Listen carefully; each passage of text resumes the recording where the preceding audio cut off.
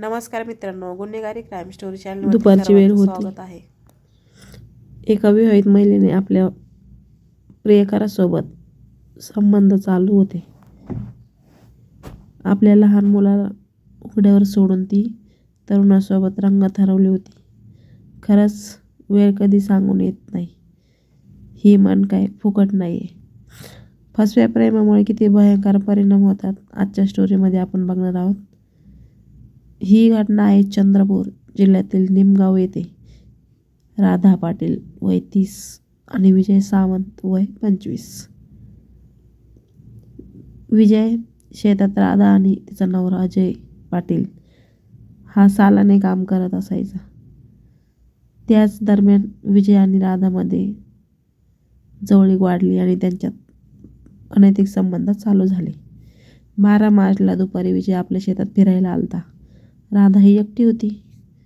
त्याने तिच्याशी जवळीक साधण्याचा प्रयत्न केला, पण जागा नसल्यामुळे त्याने काय केलं, रेल्वेची पटरी असते तिथे गेला. तिथे त्यांचा हा कार्यक्रम चालू झाला. एका मेहनती माणसाच्या आयुष्यावर कायमचा डाग लागला. राधाचा नवरा खूप कष्टाळू होता. तो शेजारच्या शेतात चारा कापत होता आणि त्याची बायको मुलांना कधीच एकटी सोडत नव्हती. पण त्या दिवशी 6 वर्षाचा मुलगा रडत आला आणि बापाला म्हणाला, आई विजय मामासोबत गेली रेल्वे पटरीकडे. तर मुलाचं बोलणं ऐकून वडिलांना काही विश्वास बसला नाही.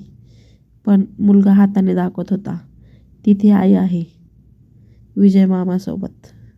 नवरा तिथे गेला. नवऱ्याने बघितलं तर नवऱ्याच्या पायाखालची जमीनच सरकली. त्याने लगेच मारायला सुरुवात केली. राधाच्या डोक्याला लागलं. तिचा जागीच मृत्यू झाला. शेजारच्या शेतात काम करणाऱ्या महिलांनी पोलिसांना सगळं घडलेला प्रकार सांगितला. राधा रक्ताच्या थारोळ्यात पडलेली होती. अजय तरीसुद्धा लाठीने मारत होता, कारण त्याचा राग अनावर झाला होता. मग पोलिसांनी घटनास्थळी येऊन सगळी चौकशी करून, तर बघू शकता आजच्या स्टोरीमध्ये अजयने रागाच्या भरात बायकोचा जीव घेतला आणि बायकोने पण चांगला संसार चालू असताना अनैतिक संबंधामुळे कसा आपला सुखी संसार उद्ध्वस्त केला. तर अशा घटना खूप घडत आहे सध्या. विवाहबाह्य संबंधामुळे असे भरपूर कुटुंब उद्ध्वस्त होत आहे. तर फसव्या प्रेमापासून सावध व्हा.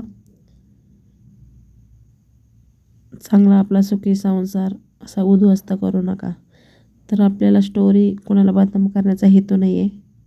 हेतू फक्त एवढाच आहे, गुन्हा कोणताही असो शेवटी विजय सत्याचाच होतो.